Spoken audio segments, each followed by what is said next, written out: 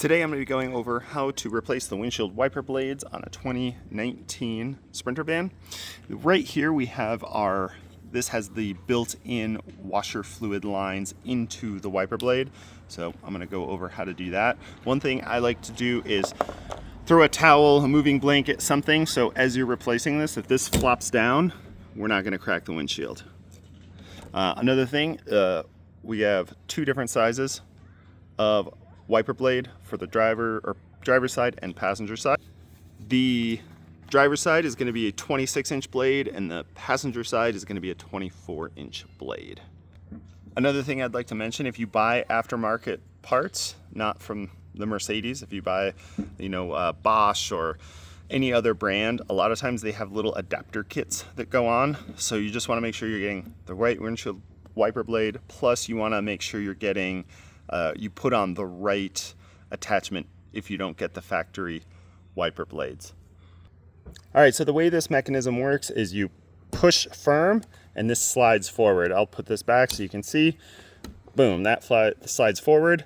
Then our blade will pop out.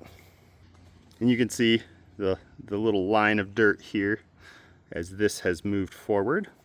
And then this little guy right here just pops out like so.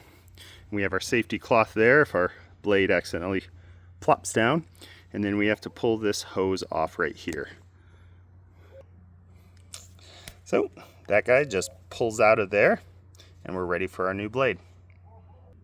This is our new wiper blade and we're gonna throw our fitting onto here. So make sure that goes all the way on, and you want to pop this on past this little knuckle there. So that's what's going to kind of bite and hold on to it. So that's on all the way there. Then we're going to toss this back into our hole. So this guy slips into here, clips on, and we're attached and ready to roll. So the procedure for the passenger side is exactly the same.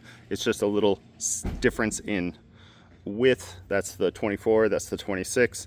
If I find a good set of aftermarket ones or wiper blades, I'll put a link in the description. Otherwise, I'd recommend just sticking with the Mercedes factory ones.